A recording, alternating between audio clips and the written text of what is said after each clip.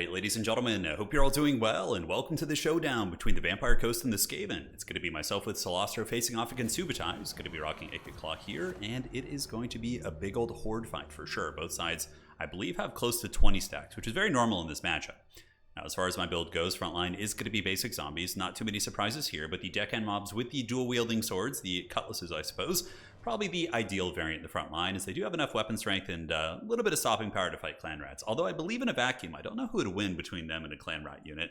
Something to test. I feel like the leadership might give these guys the edge, but even still, it'd be a close fight.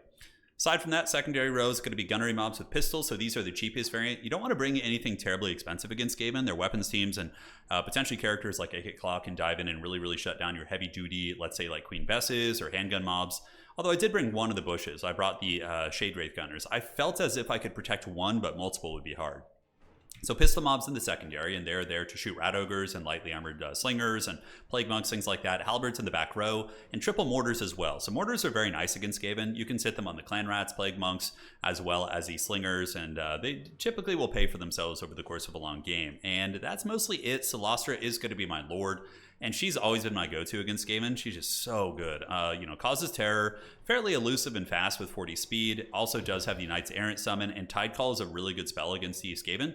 You can just use this on their tightly bunched formations of rats, and it will do a lot of damage, and is very cheap in terms of the wins of magic. So yeah, Celestia is great. As far as other viable characters against Skaven, you could use Count Noctilus and use his like summons and maybe like Melkoth spam, but overall I do think that she is better. Yep, that's pretty much it from my army. Now for Subutai, it is going to be a big old rat horde. He's got a pretty elite Skaven front line, actually. He's got 2 Storm Vermin units, and the rest is going to be Plague Monks, which will actually be very good. I was kind of nervous when I saw them. I was like, oh man, those Plague Monks are going to... I was expecting Clan Rats, so I was like, we'll be fine. But these Plague Monks can definitely butcher through my front line if I don't manage to focus fire them with like magic or bomber mobs or things like that. And Skaven Slave Slingers in the secondary, Icket Claw on his little Doom Wheel thing. He is so annoying on this thing. Oh my god, he's such a small target, but he's so fast. And he's able to, get in there, and then you bunch up on him and he just casts Cleansing Rune on you, and you're like, oh god, it's all falling apart. So yeah, very scary little rat. Very menacing indeed, yes. Aside from that, Ogre's going to be the call-in here for Subutai, so he's getting the heavy hitters. And for myself, we're going to be calling out Mourngulls as our first call. So Mourngulls are really nice in this matchup. Not like a ton of them, but 1 or 2 is really good utility, because you can use them to like sneak up on the side points. Like the rats are probably just going to send like a clan rat or like a wolf rat over here to grab this, and then surprise. 1,000 gold anti-infantry unit should be pretty good at fighting in that situation. So fighting soon to be underway here as the hordes of undead meet the hordes of rat. Only in Warhammer Fantasy do we get this. And Celestia Deerfon is our Direfin. I don't even know. Yeah, there's like some weird pronunciations. I've heard of that, but we'll call her Celestia for now.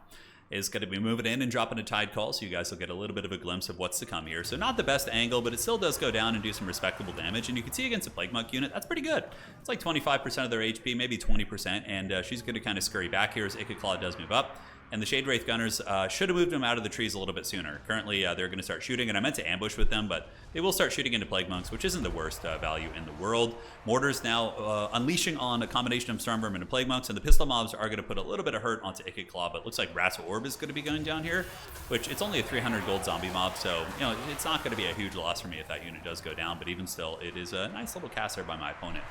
Deckhand mobs versus Storm Vermin. Storm Vermin will dominate them in combat, but it's going to take a while. Storm Vermin's DPS isn't amazing. As far as like elite units go, they're one of the worst ones.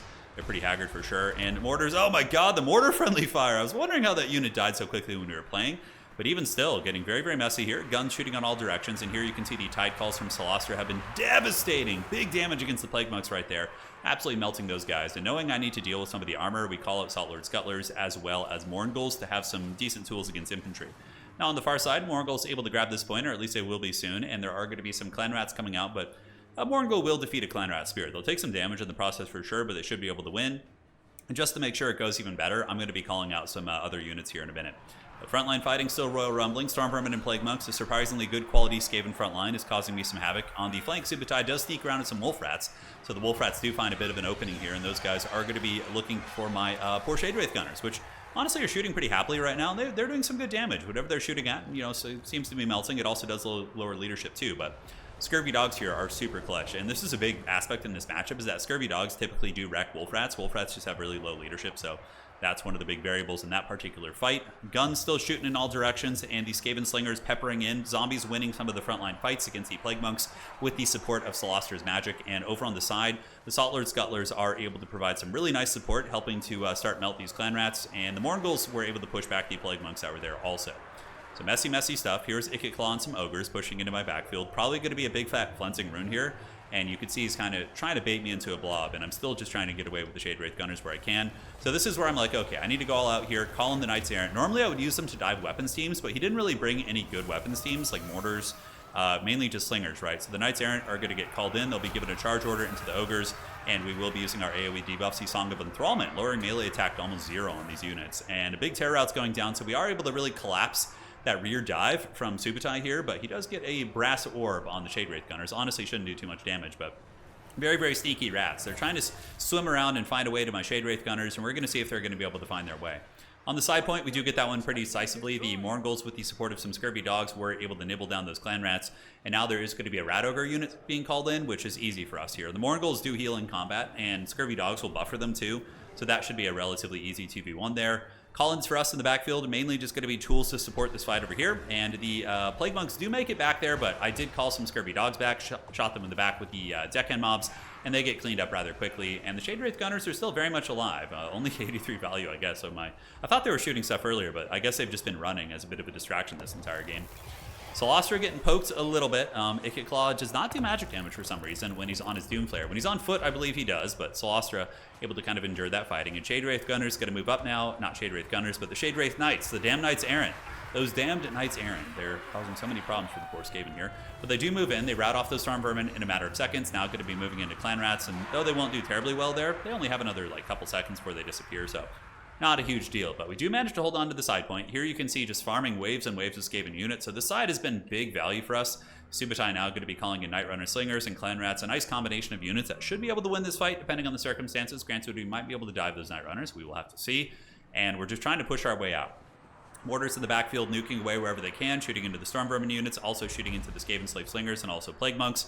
And now we might have an opportunity to get this point. You can see the Morghuls are cruising up. We got several Halberd units which are moving, and the Shade Wraith Gunners are back online finally, but still being hunted. I mean, he's been really desperately diving these things, so even if they don't really pay for themselves in terms of damage done, they've lured a lot of Skaven units into the backfield and have allowed me to get favorable fights. Whereas if they were fighting more defensively, maybe I wouldn't have had such good fights, right? So Shade Wraith Gunners are now online. Really love Deck Gunners. They're so cool. Ripping big shots into the Rat Ogres here, discouraging their leadership too. And now they're going to be retreating behind the Plague Monks, while Ikit Claw potentially going to be able to shut down one mortar here. Yeah, he's rolling dirty, and a big Cleansing Rune right here would be very nasty too. So my call in here is going to be a gun bat, just a deck dropper bat. So these are the ones with pistols. I figured they'd be kind of helpful for dealing with Plague Monks. Cleansing Rune going down. So yeah, a lot of magic being used to deal with the Shade Wraith Gunners, and this might actually finally kill them. That spell does a lot of damage, but up in the front lines, we do have Solostra and her Morgul Legion, as well as the Deckhand mobs with polearms, moving up and routing off a lot of the Rat Ogres. So these bad boys are going to be running away, and we are going to secure that point, giving us a double cap, because we are pretty considerably behind on points. Obviously, we're in a position where we could win on just 2. It would take a long time, but yeah, we would.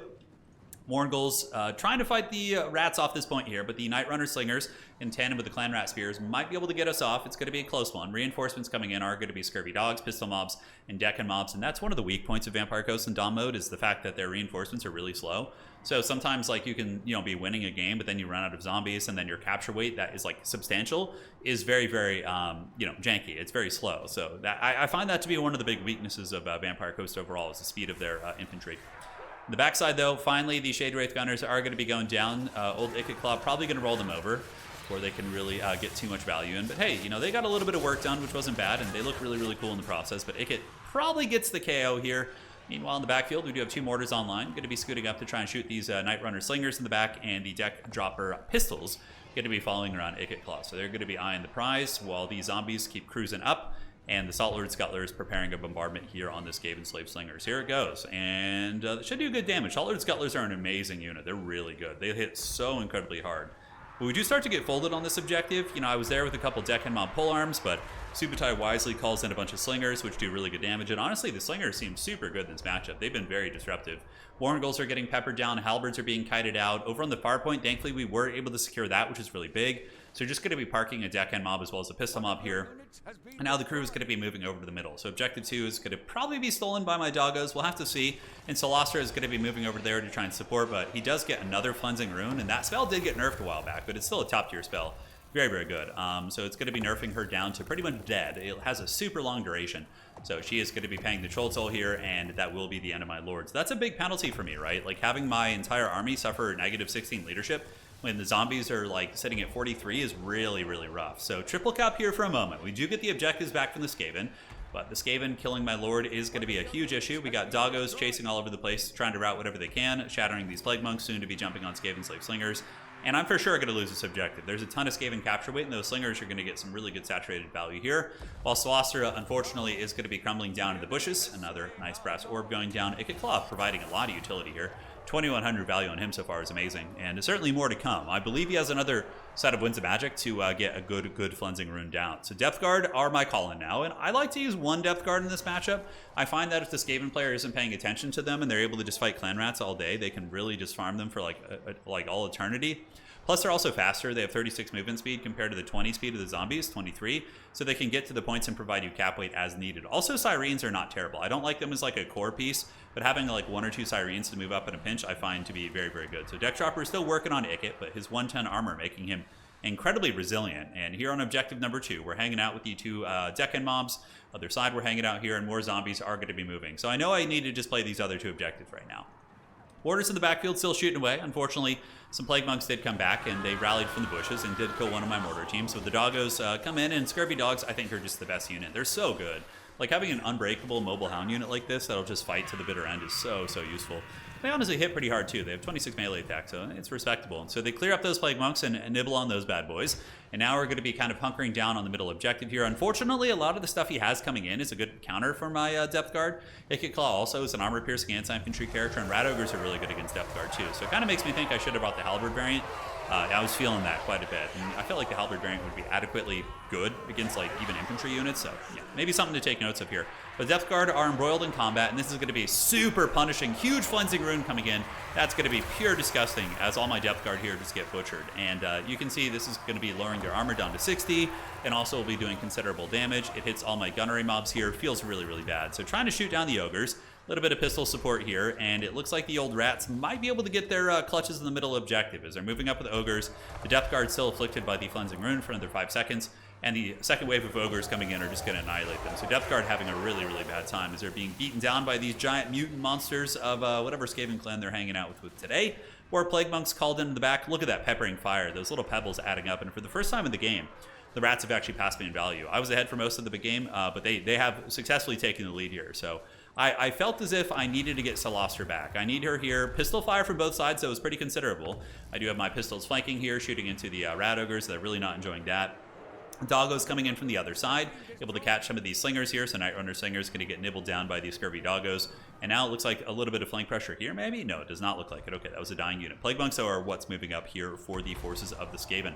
Ikit Claw still rolling dirty, sitting at about 3,200 HP, so pretty good shape considering the circumstances. 2,400 value, so he certainly paid for himself at this point. Deccan mobs have arrived to the objective, and certainly a very timely arrival. They just barely got there. As far as the banks go, you can see my supplies are pretty low.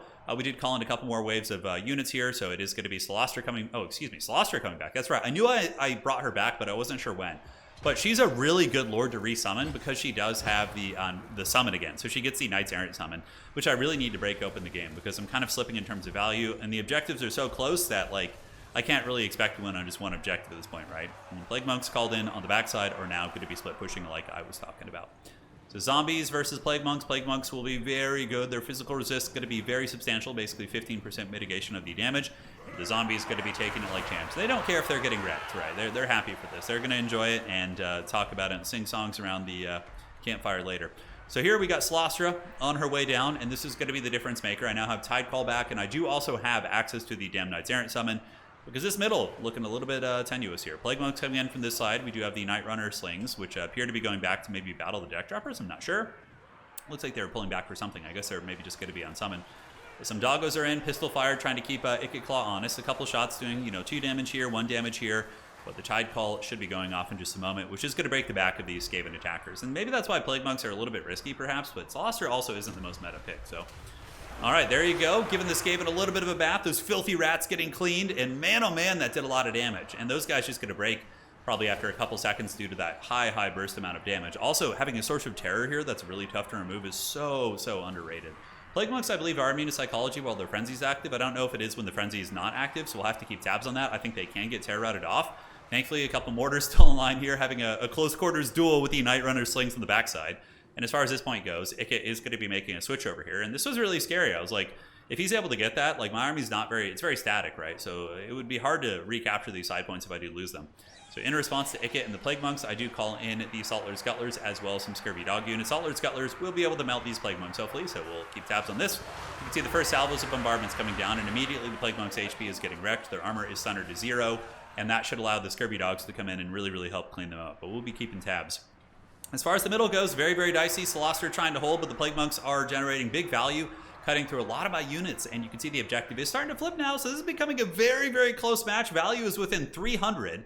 My Mortar's still shooting at these Night Runners here, which is hilarious, using my Deck Droppers on the other side to cause a little bit of havoc as well. But this is where the clutch Knights Errant come in. These guys are just so good, and they're basically a hard counter against these units, right? Oh my god, the Plague Monks getting eviscerated by the Undead Bretonnians.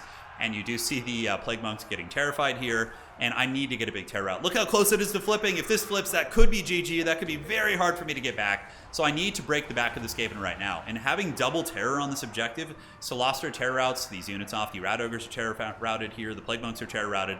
And the Knights Errant are just getting brutal rear charges into a bunch of these units. And that might be able to stabilize it, as I do get some Halberds up here. And Celostra herself does have 3 capture weight, which is nice. And over on the side, we are able to kind of hold on. Saltlord Scuttlers clear out the Plague Monks. Some Ogres have arrived. Reinforcements for myself. What are they going to be? Let's see. Yeah, just mostly gunnery mobs coming up the middle. So I believe I just was going to be abandoning that objective and maybe making a play for Objective 3 soon. So I will be calling out some Scurvy Dogs in a moment to try and play Objective 3. But the big point is that we hold on to the middle. That was huge. These summons are going to be disappearing in a minute. You guys remember back in the day in Warhammer 1 when summons were permanent, the Dark Ages? That was pretty rough stuff. Balance was pretty haggard back then. Granted, balance has always been haggard. It's just the way that Total War is. You know, it's just honestly, balance, like after the recent patch, it's in one of the best spots it's been in Warhammer 3 for sure. Curious to see how the meta develops, and I'll certainly be streaming more and doing a lot more tournaments once we get some new content. Of course, still going to be putting up replays and streaming every now and then, but I'll be hitting Total War very hard again once we get some cool updates. So looking at Objective 2, that one is taken by us. Over towards Objective 3, we do have a couple Zombie Pirate Decken mobs on their way up. So going to be trying to rotate over to this point.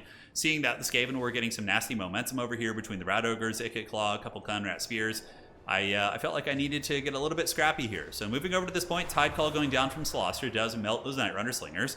Now the doggy's going to be nibbling for sure. -1 leadership, and these ones are at very low leadership as well. Both of them are going to be breaking. They actually shatter, which was huge. So now these doggos just get this objective all to themselves, and going to be calling in another doggo and a deckhand mob here. Going to be heading to that side point while Ikit Claw continues melting and just being a huge menace this game. He has been an absolute terror, probably closing in on 3,000 value. Yeah, about 2,800 right now as he continues running over the Scurvy Dogs as well as the Pistol Mobs.